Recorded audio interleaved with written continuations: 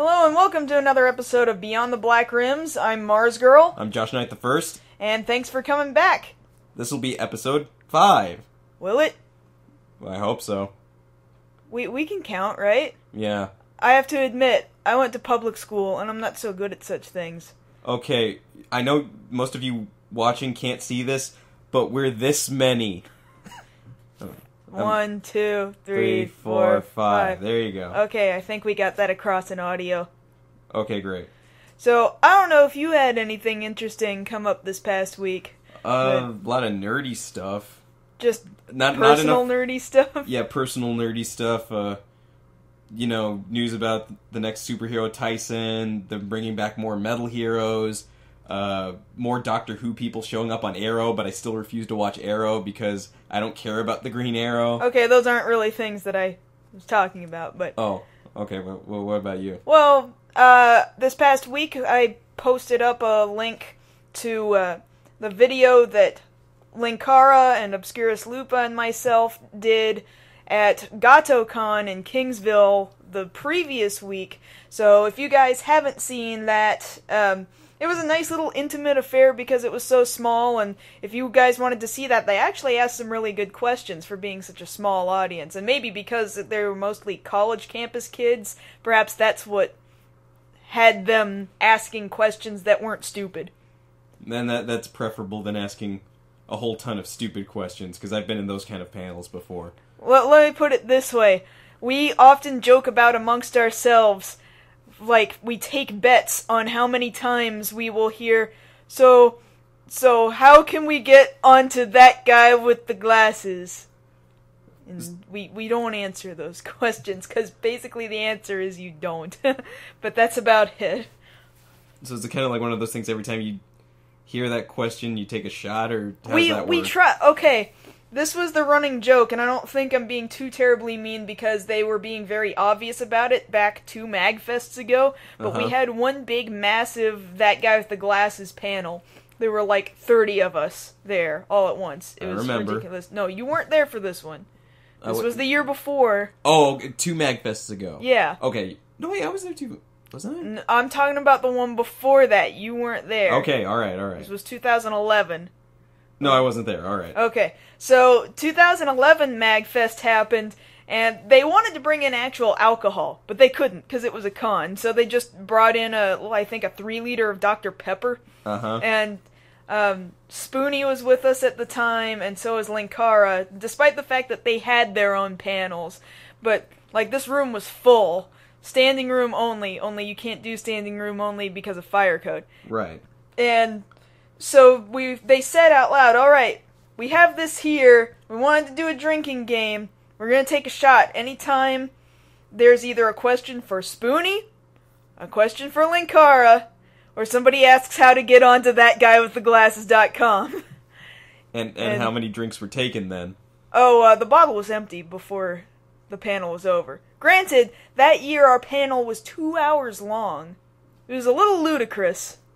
It was a little bit crazy. But, yeah, most of those questions, despite the fact that there were 30 of us there, were not for us. They were mostly for Spoonie and Linkara. And about how to get onto thatguywiththeglasses.com. Well, it's like going to a voice acting panel, and you have 5 people in a row ask, said voice actor, so how do I break into voice acting? Can you put in a good word for me as a voice actor? No. The answer is always no. Even if it wasn't a yes or no question, like how do I get into voice acting, the answer is no. Well, no, on top of that, it's, I already answered that question. Why did you ask me again? Were you not paying attention to the person in front of you? They're just so focused on asking their own question. Like, I'm gonna ask him a question, They're not even listening to the rest of the questions anymore. I think that's what happens. Whatever happened to the good, hard-hitting questions? Like, you go to a panel and you wait your 20 minutes to get called on. It's like, yes, you in the back. Yeah, hi, chicken or beef? Real questions that matter. That's what I want to hear. We got pretty off on that particular topic that had nothing to do with anything we're going to be talking about this week. I know, but do you want to do the follow-up first? Well, before we do that, let me talk about the 3 topics that we will be discussing. That's probably a good idea. Just to list off what you guys are going to be looking forward to. I'm going to be discussing a new anime streaming platform that has been developed by several different Japanese animation companies called Daisuki. I'm going to be doing a roundup of news that has come up recently about the filming of The Amazing Spider-Man 2. And together we're going to discuss a lot about Kingdom Hearts due to the fact that Kingdom Hearts 1.5 HD is gonna be a thing for some reason. But whether or not that's a good thing, we'll get into later on this hour. So that's coming up. Right now we've got some follow-up to previous weeks. There was a lot of discussion about, we're still really trying to hone exactly what this all is. We're not perfect yet. Not by any means. It's gonna take a long time before, we've got a decent schedule and everything, and an okay format as to how we plug along during the hour, but... And it seems that, people are responding and giving us the feedback that we need to make this a better show. So, we've decided, you know what, I don't think we need sound effects terribly much at this point in time. Not really. Not unless I was able to really work on it a lot more and actually get it feeding in through the sound card and not the microphone and have it timed really well. As far as video is concerned, that probably won't be a regular thing, but we do want to do a live show at some point. Kind of a special occasion sort of thing. Yeah, not really an every week sort of a deal, but, maybe every 10 episodes? Yeah, I would think episode 10 would be a good time to do at least at our a visual 10. episode. Yeah. So, no, I think a lot of other people, some people might like the video, but I find that most of the responses are like, nah, it's cool just being audio. Yeah, we listen to you guys while we're off doing other things, and we're cool. The important thing is that you're listening and, hearing about these topics. And then coming to your own conclusions about said topics, because, we bicker back and forth about it with our own opinion. But we like hearing you guys' opinions, too. Yeses. Yeses we do is. I think also this week, once I get this up on YouTube, I will go ahead and also... find means of putting markers at each topic so that you guys can just jump directly to a topic when it starts up. Yeah. I wish there was maybe a better way. If I were going to do audio cues, and we sort of tried it with the Reading Rainbow sound effects. Not doing that again. But I don't want to do the Reading Rainbow sound effects. Thank you. I wish there was just some other way, because we're not video. I wish there was some other way to flag this audio at any given point during the audio to indicate, hey, this is a whole new topic. Unfortunately, audio is just not that easy, so... So, you guys gotta make do for another week. That having been said, I guess there's really not much farther to talk about as far as follow-up is concerned. Then on to the topics. Okay, so, this Daisuki thing. As I was mentioning earlier, there's been a whole bunch of Japanese animation studios that have come together and are like, you know what, we're gonna cut out the middleman, we're not gonna go through, well, not that they're not gonna go through US distributors, but it's just anime to us that much faster, like, concurrently, what's a term that they use, actually? Simulcast. Simulcast, hours apart from the original Japanese broadcast. So we got Daisuki.net, Daisuki.net. So there's not much on the actual website as of this moment in time. They've got a press release. They have a whole bunch of. It's written in Japanese, which companies and. The value of the company and when it formed and their postal address, all that stuff. So, but they do have an English version of their press release. The 7 different companies that are joining together for this project include Sunrise, Aniplex, Toei, TMS, Dentsu, ADK, and I don't really know who Nihon Ad Systems are. Like, part of me just wants to believe that they're the ones that are making the streaming possible, but I'm not really sure. I would have to do a little more research on that, or maybe one of you guys will do it for me. I don't really know. So they have a few anime already lined up, ready to launch, and really they're anime that are already easy for us to get, like Madoka was already streaming on Crunchyroll. Right. That's kind of a strange choice to me. Mobile Suit Gundam's a good choice, though, especially because, you know, we've basically lost all of Gundam. Thanks to Bandai Entertainment going out of business, pretty much. They're not, like, out of business, but they're not printing discs anymore. I'm still calling it for what it is. You know, One Piece, Funimation's doing simulcast of One Piece already. And don't they still stream that on, like, Neon Alley? One Piece? Yeah, but it's not simulcast. Neon Alley is all dubs. Right. Dubs take time. There's some Lupin the Third, though. Lupin. Prince of Tennis. Oh boy. I love me some Prince of Tennis. No, I don't. I know.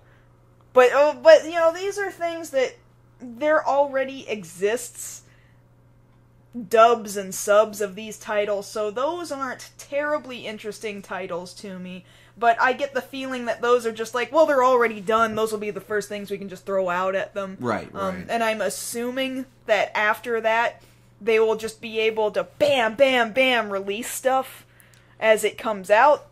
But, the part that really interests me, now this is phrased really strangely. I don't really know what to think of this because, well, it was written by a bunch of Japanese people, and the sentence is proper, but it's still phrased weird. The sentence says, delivering new titles online concurrently with broadcasting, and staging live performances are also on the lineup. So the first half of that sentence means they're going to do... Makes perfect sense. Simulcast. Means they're going to do simulcast. The second part of it, staging live performances. Do they mean like they're going... Like a concert, or... Like, are they going to broadcast immediately, like right in this second, live stuff? Or do they mean like stage productions, live action Prince of Tennis musicals? Or like live action Bleach musical? Or do they... I just don't even know. Well, I mean, I admit that phrasing could be a little weird, you know, to hear, but that would give them a one-up on, say, Neon Alley or, heck, even Crunchyroll, because I don't even think they do that sort of thing. No. Anything that's live. Well, they do some dramas.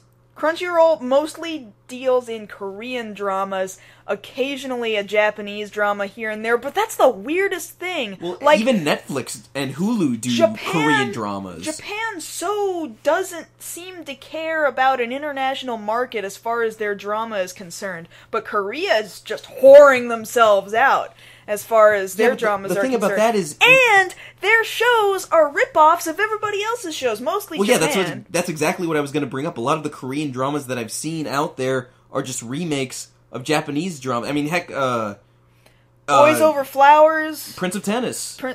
They have done one, yeah. Yeah, there's a Korean Prince of Tennis. There's a Korean live-action movie of Initial D. It has no Eurobeat in it, so it's terrible. But, just because we are all aware of your undying love for Eurobeat.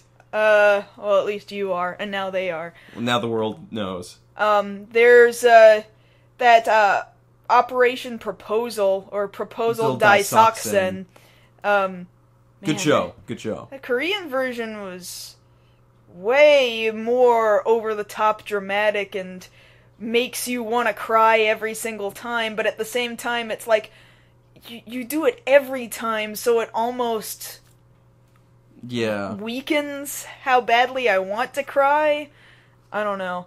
But in any case, so Korea is totally cool with pumping out all these dramas and then whoring them out to Western audiences. They got no problem with that. Basically what you're trying to say is Daisuke, what they mean by this press release, they might be leaning towards dramas.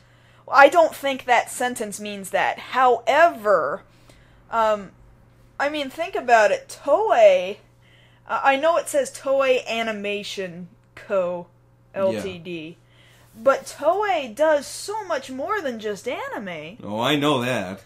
You know, all sorts of live-action programming and movies, and they have And Maitoku. They have such a plethora of stuff that they could provide, and there's definitely a market in the U.S. for people who want to see it. Well, see, that's the weird part, because Toei's, I believe their YouTube channel is streaming some stuff now that they haven't streamed before. Like a lot of older titles. I forget specifically which ones, but it's stuff from like the 70s and 80s, not anything current. Not anything the audience nowadays is watching, because of, relevancy to the time, not anything that's currently airing like Kyoryuger or Kamen Rider Wizard. However, they did, I believe, manage to put out there and even sub Akiba Ranger. They did? Yeah, it's the weirdest thing. Huh. So I would have watched through them had I known that. Yeah, and it's still all there online for you to find. I'll give you the link to put in the comments. Sure, later, I'd love to spread that information. So what I'm thinking is, I mean, I guess I'm twisting that a little. Are they providing more anime? Great. Simulcasting, that's awesome. We get it quicker. Personally, I would like to see more dramas over here, and of course Tokusatsu, but I'll go on the dramas for a second since I don't normally talk about them. There are so many just well-done, awesome shows that Western audiences have not had the opportunity to see over here. Like the live-action Nodeme Cantabile, or Rescue, or Train Man, Densho Otoko, over here that I don't even think there's a Korean version of Densho Otoko. I don't think that there is. Now, that's probably because it is a quote-unquote true story that took place in Japan. Yeah, but even then, it's a story that you could grip onto anywhere. That's true. I mean, it's not like Korea doesn't have their own train system or anything. It's not like well, we've had cases even over here. We have TV novellas that get turned into American versions. Ugly Betty was based off a novella, and that did huge over here on ABC. It was that way, and it wasn't the other way around? No. Interesting. Because very often I see that TV novellas rather do like to take American concepts and then make them their own. That's what I was noticing when I was looking them up personally. Yes, I looked up some TV novellas. Yeah, the original version was Yo Soy Betty La Fea, which basically translates Ugly Betty. Yeah, I am Betty the Ugly. Yeah, so... And that predates it. So, if they were to make an adaptation over here, I'm sure people would watch. But the thing is, the original is still good enough to watch. All you have to do is put some subs on it. And we've clearly seen that they can do such things. And if this is another channel that is opening themselves up to live sort of performances, more live action stuff, then that's prime market right there. I mean, like... Specifically for Japanese titles is what I'm saying. Toei gave Marvel back Japanese Spider-Man. That's right, they do have that.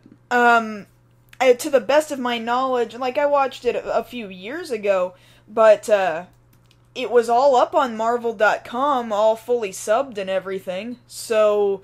it's not like there isn't precedent for them having done it. Right. So what would be so terrible about... unless for some reason somebody like Saban has rights to the footage and they've just been sitting on it doing absolutely nothing with it. No, it's still sitting there right there on Marvel's site. Japanese Spider-Man? Yeah. Unless, like I was saying, Saban is just sitting on top of, Kamen Rider stuff, and... or do they still have the rights to, say, VR Troopers and, Superhuman Samurai Cyber Squad? Do they still have the rights to the original footage? Because that could put a damper on things. As far as, and you're talking about Kamen Rider? Well, I would because- like to talk about Kamen Rider, but, like, let's say, for example, how about those shows that they already borrowed from? No, Do they still hold the no, they licenses don't. for that They footage? do not own the licenses for that footage. The only thing Saban holds on to and retains is the crossover episode of I think it's A Friend in Need Season 2, where they cross over with Saban's Masked Rider property. And that's the only holdover from anything Ishinomori Pro owns at all. What episode of what series? Of Mighty Morphin Power Rangers Mighty Season Morphin. 2. Okay. Which was basically the jump off pad for their Masked Rider. Masked Rider, Right. yeah. So nobody holds any Kamen Rider Black RX license. No. The only Rider license that was even recently was Adness Entertainment, who had the rights to Ryuki, which they turned into Dragon Knight.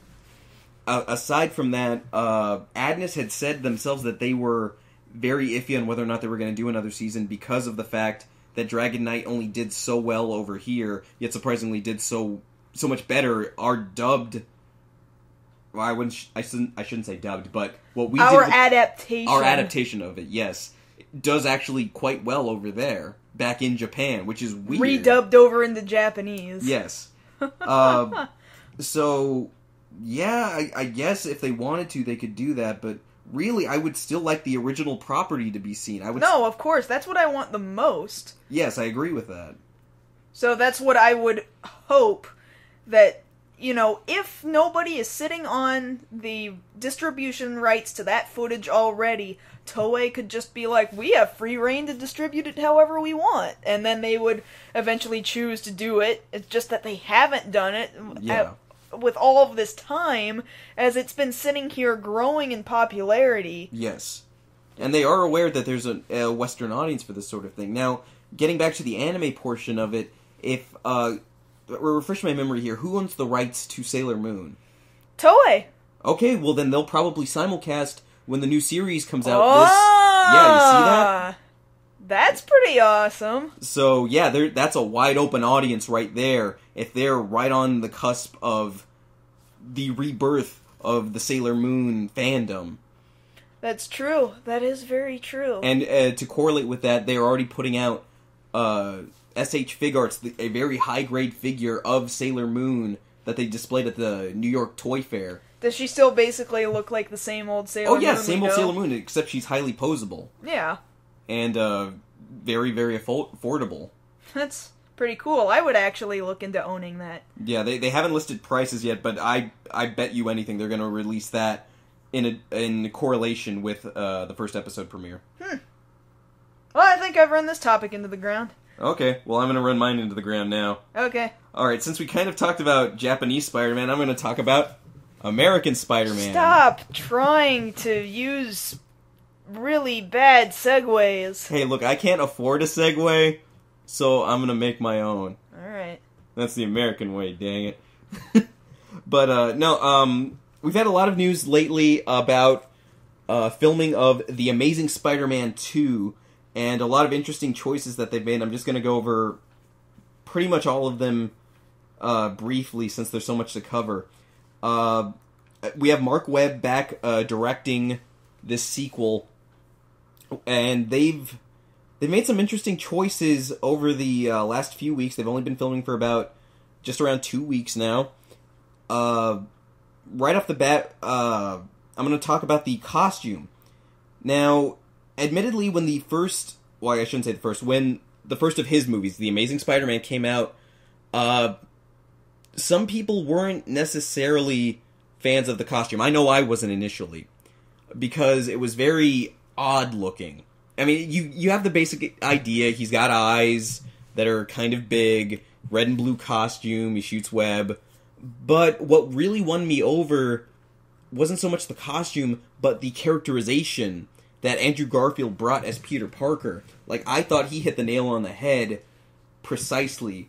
Because when you compare him to, say, Tobey Maguire's performance, and I know a lot of people have this opinion, Tobey Maguire was just too dang whiny the whole time. I mean, don't get me wrong, Peter Parker's life is always crap, but he doesn't always have to whine. No, Peter Parker never he got sad, but he wasn't so, why does the bad stuff keep happening to me? Yeah. Well, Now, the funny part about that is, just the other day, a picture was released of the costume that they're going to be using for this new, for the sequel, and very noticeably, it looks, for what I would say, 100% like what it looks like in the Ultimate Spider-Man comics. The eyes are a large white, just like the comics. I see this jumping straight out of, like, Marvel vs. Capcom. Yes. Yeah.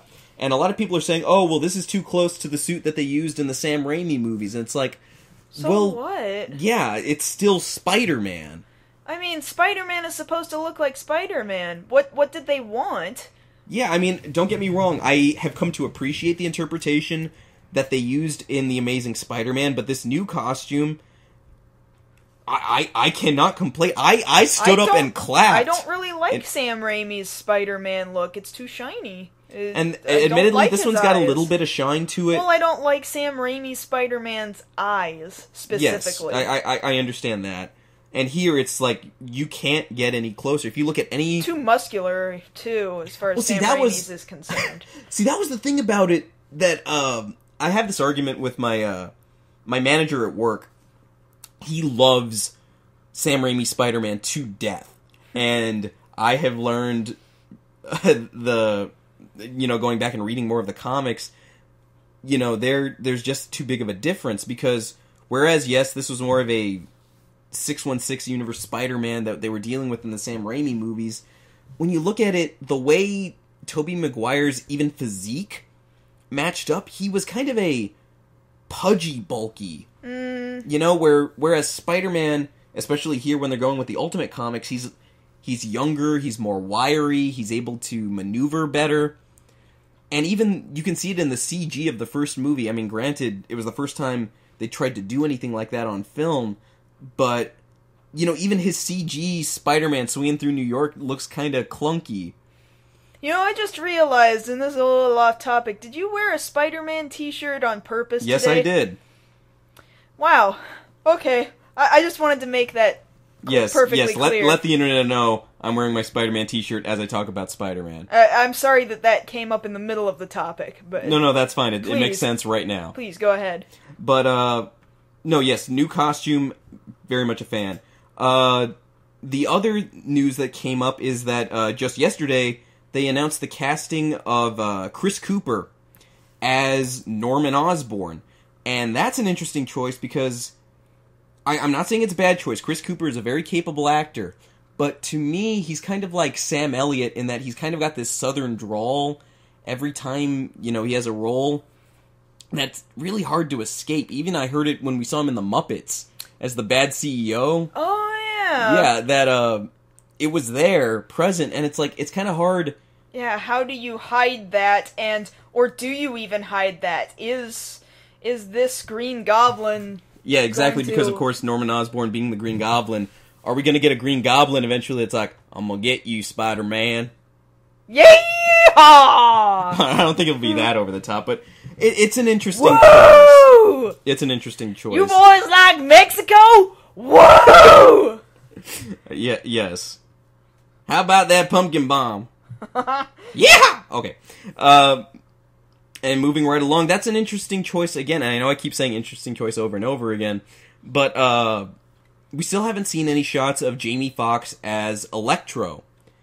And, of course, like I've said before, they're going with an ultimate storyline, so what they've described the costume as being, which is this black sort of leather outfit with a little lightning opening down the chest. Yeah, I can see them pulling that off with Jamie Foxx. It's not too out there, like the green and yellow costume would have been. So it's a little bit more acceptable. Why is that more acceptable? What's wrong with the green and yellow outfit? I don't know. It's just, I could never see... Well, basically, if you look at the green and yellow outfit, I mean, yeah, a lot of fans are like, no, he's got to show up in that, but it's like, it's a little dated, and it's a little funky looking. His name is Electro. What do you want?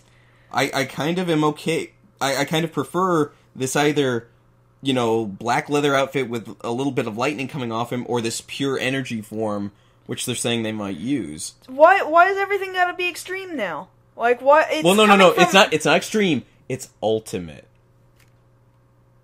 Don't jerk around with me. All right. Don't jerk around with me. What I'm saying is, he's a comic book character. Like, give me a break. What? Who cares? I mean, I guess as far as Hollywood movies are concerned, they have to worry about what the mass public is going to think is cool. But I don't care. Why do you care? Because I like Spider-Man. Yeah, but if you like Spider-Man, then you should also be okay with... Yeah, I like Spider-Man, but I can also have a preference between which costume I prefer.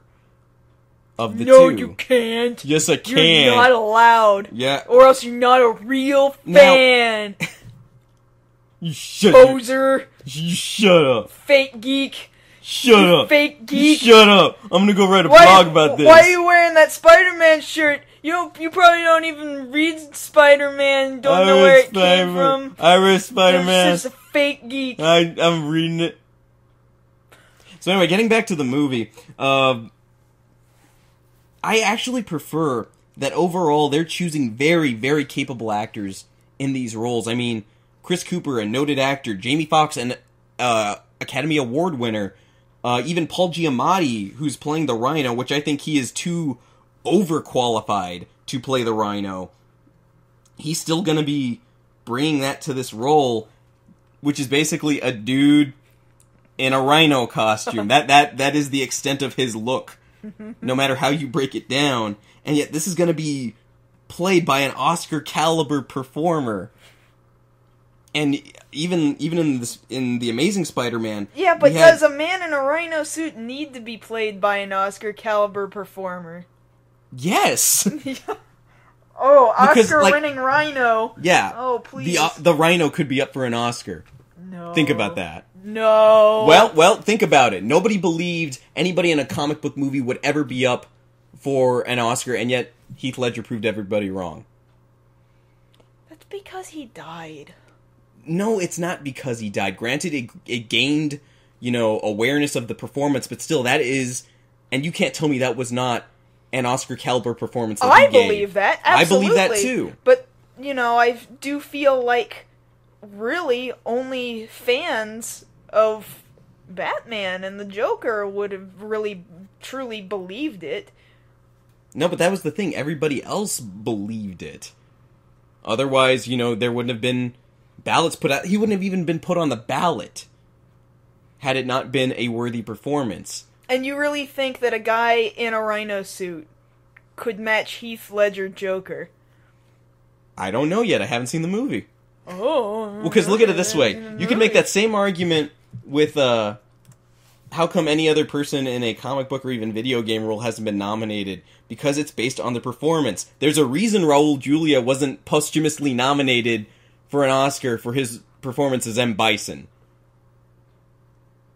Yeah, because that movie wasn't really a quote-unquote good movie. But you see what I'm saying? The performance would speak for itself, and if we've got guys who can carry these roles and the writing is as good as it was in the last movie, then this will be a good movie, and maybe we could be surprised pleasantly and get Oscar performances out of these guys. Now, if it's going to come out of the Rhino, admittedly, I don't know, because the Rhino's not really the kind of guy you write that for, but who knows, maybe even for how they play Norman Osborn, or even the guy playing Harry Osborn from the Chronicle movies, Dane DeHaan, he did very well in that movie. He could very well come out of it.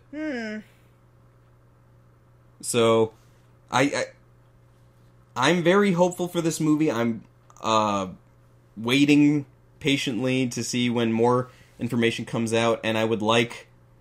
Oh, and I didn't even talk... I'll talk for a second about Mary Jane. She's mostly an unknown. She did the series on...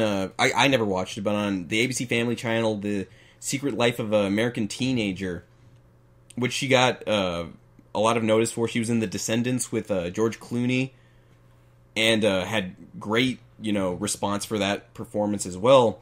And now we've got her in her first well, not first, her second major movie role, but as in, a well-known character. And I appreciate, and this is, of course, personal bias, I appreciate anybody who's not going to be Kirsten Dunst, because I never liked her as Mary Jane. I don't think you did either. No, well, I didn't really like anybody in any of the original Spider-Man movies. Except J. Jonah Jameson. He was brilliant. He's pretty much the only one. Yeah.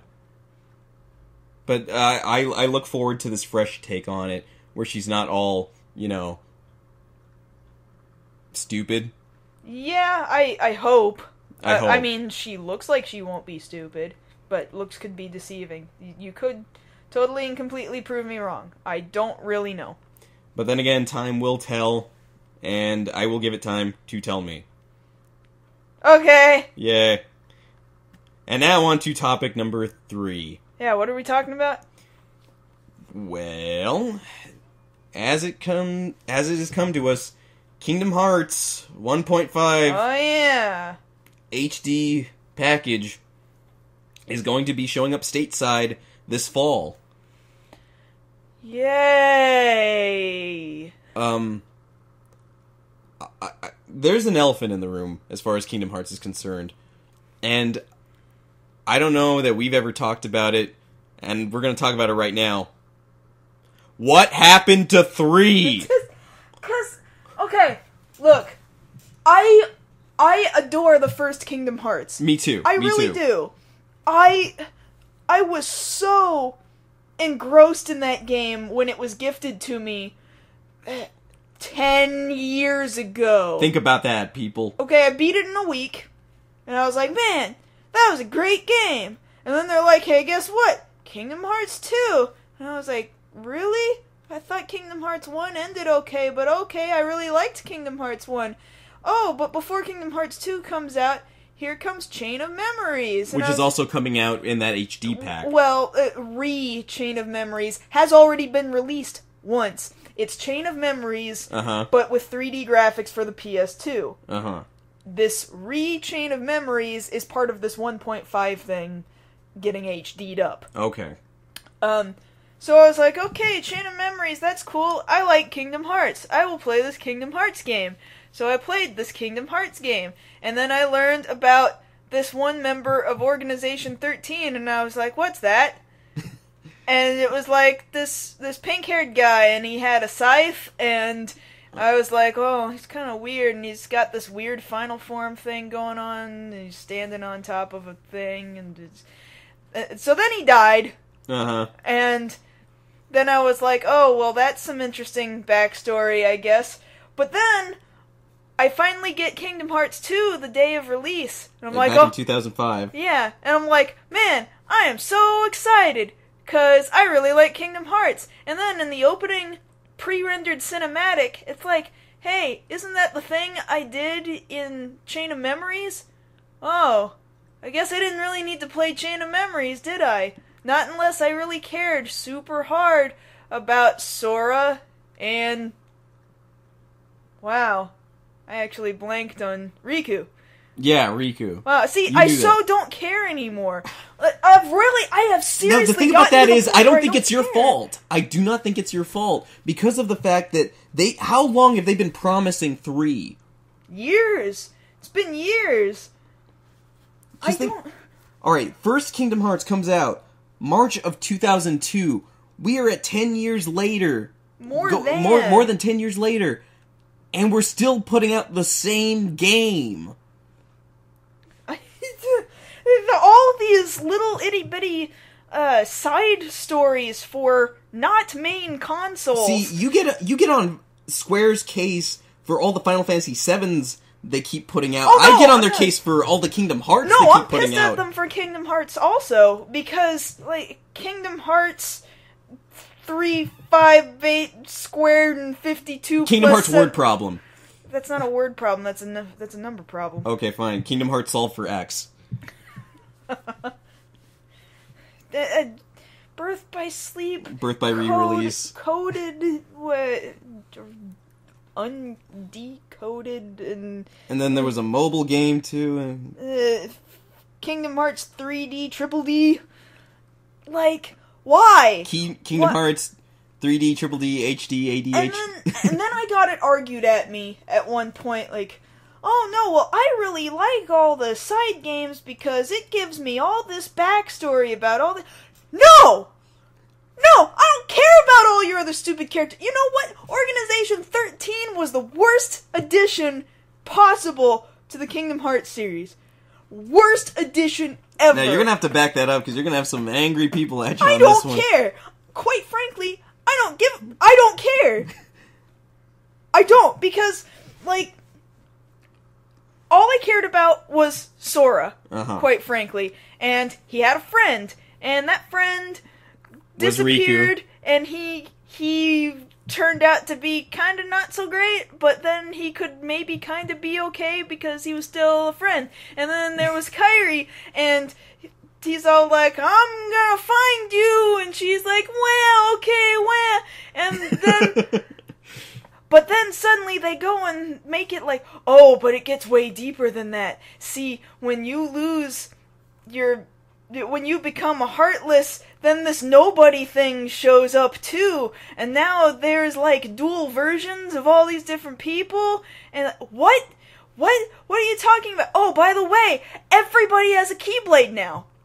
It's not special anymore. It's not like, oh, that's nice, we got one hero, the Keyblade was meant for, like, one person, and, oh, okay, King Mickey has one. That makes sense, because he's friggin' king of Disney and crap. Yeah. So, like, so that was special. That was really special. And then it's like, no, I have a Keyblade, too. Sora, I also have a Keyblade. And then the end That's of Kingdom... like everybody getting a lightsaber. Then the end of Kingdom Hearts 2 happens, and... you see this cinematic something that leads up to one of these side stories, and it's like this war of Keyblades, and the ground now, is admittedly, just littered in Keyblades. I want to know what that is. Well, I that's, think... At the time, that's what I was thinking. When I saw that, I was like, okay, I want that. I want these knight-looking dudes No, with I was the Keyblades. opposite of that. Really? I was the polar opposite of that, because I was like, that means that a Keyblade isn't special. That means it's not worth crap. That means that Sora's not special, that King Mickey isn't special. It means that everybody and their mom had a Keyblade. That is not cool to me. So Sora's mom had a Keyblade? Probably. I don't even know who his mom is. She probably had a Keyblade. Yeah.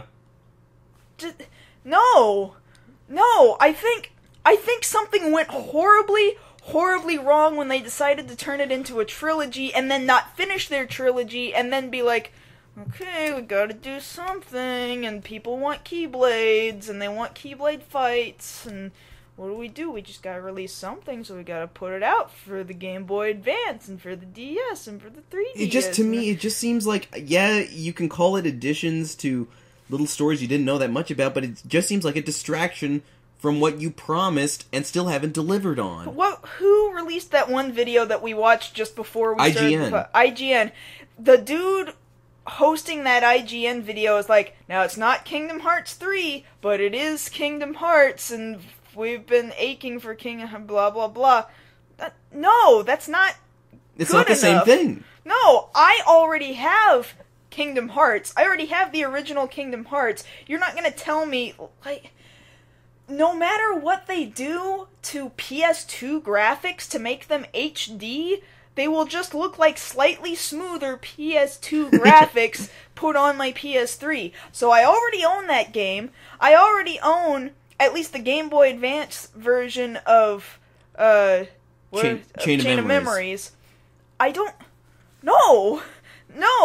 I didn't buy it the second time when you made it Chain of Memories. I don't care what additions you made to it. I already got the basic story for both Sora and Riku by playing it. So, no, I don't need to get it a third time either. A super fan will want to get it. Right. A super fan absolutely must have this. I know one person who's going to get it in both Japanese and English. Good for him. I'm not gonna do that. No, I understand that, but it's like... They haven't even tried saying anything recently about 3, and I'm beginning to... If they ever do say anything about it, I'm not going to believe them. Well, because You're like, I yeah, just plain don't Kingdom Hearts... believe Tetsuya Nomura at all. because I think that he has a problem. I think that Square Enix has a problem. It's like, hey guys, we're giving you another release of Kingdom Hearts, but 3's still coming. Yeah, and Final Fantasy 15 will come flying out of my butt. Now, granted, Square Enix was like, hold up, guys.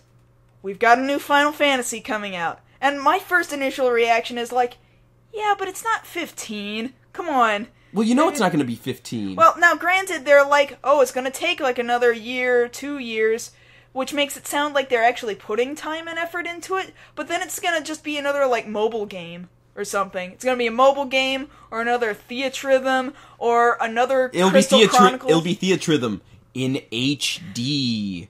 Dude, those graphics ain't worth HD! Just to listen to all the soundtracks that I already own? No.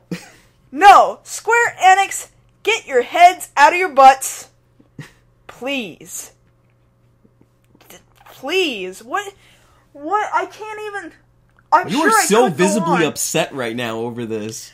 Well, it's because, really, I think that Kingdom Hearts and Final Fantasy have kind of both held hands and gone to hell in a handbasket together. Because they both just quit trying.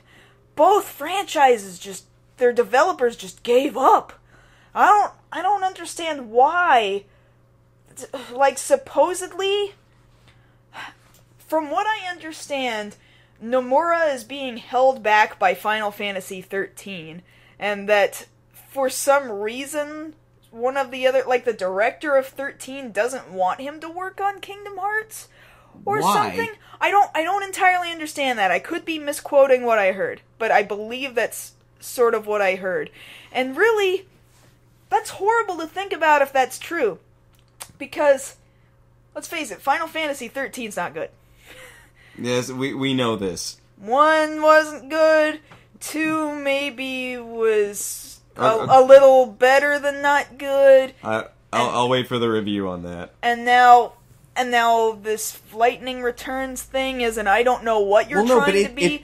But it's like all this focus is being honed in on the 13 franchise, and I don't know why. I don't know why they want to force this title so badly when they know that, like, yeah, it's selling, but it's selling because it has Final Fantasy as a name on it, and a huge chunk, like, it's split down the middle. It's not like it's an unpopular belief that Final Fantasy XIII is bad. That's not an unpopular opinion. That is a popular opinion. I see the similarity in that they're focusing so hard on this one thing and kind of perpetuating that when really what people want is the next installment. Yeah, we want the next Final Fantasy, and we want the next Kingdom Hearts. Not the same one. Yeah.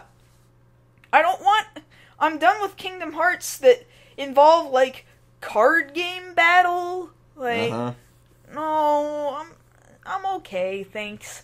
Just take me back to good old action-adventure. Mm-hmm. Just action-adventure. That I would agree with. I mean, actually, a few of the side games were kind of action-adventure. But it's like, you get to go back with Sora and go back through the original Kingdom Hearts and do a thing, and you get to go play with Winnie the Pooh. But if I want to do that, then why don't I just do that with the first copy of the game that I bought back in 2002? I don't know.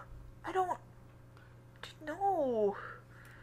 don't know how much more I can say, because I really feel like what they're doing with Final Fantasy XIII is stifling the company, as far as the Square side is concerned. Mm-hmm. I think the Enix side is fine, because Enix, I think I've mentioned it before, but, like, Dragon Quest for some reason doesn't seem to suffer, ever, and yet Final Fantasy and Kingdom Hearts just perpetuates and stagnates for some reason. I don't know. Now, granted, they're about to come out with another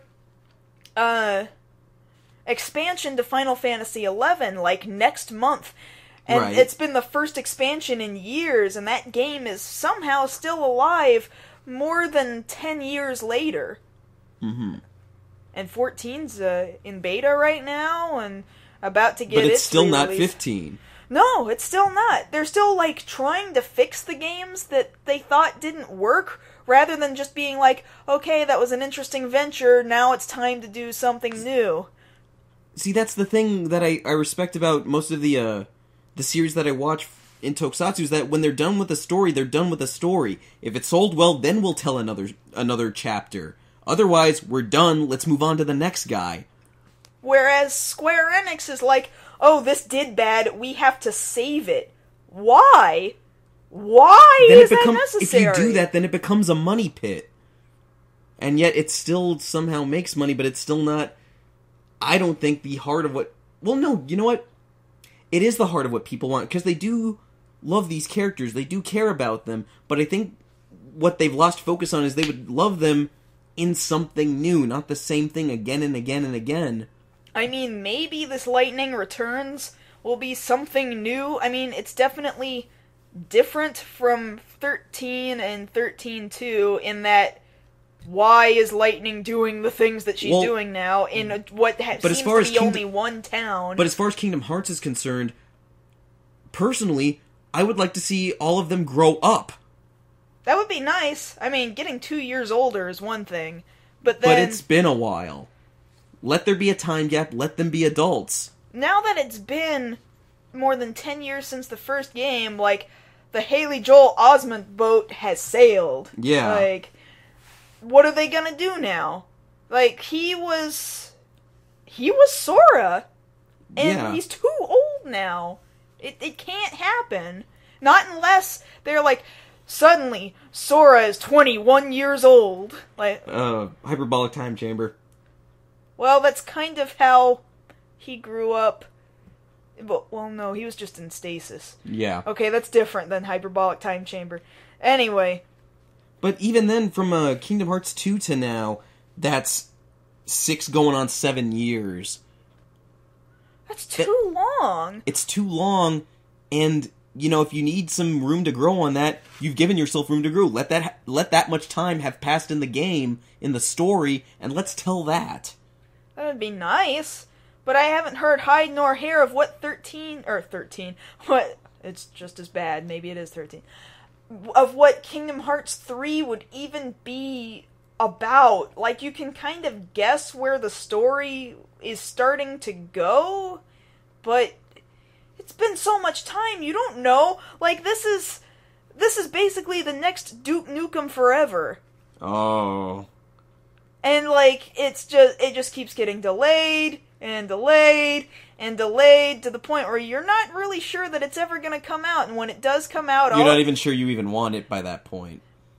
Oh, but everybody wanted Duke Nukem Forever. The problem with Duke Nukem Forever, though, is that people, like, for some reason, expected it to be like some sort of game-changing FPS in the world of FPSs, and then all it ended up being was your average Duke Nukem game, which was fine with me, but I think if Kingdom Hearts 3 ever comes out now, like, it better be such a mind-blowing closure to this franchise.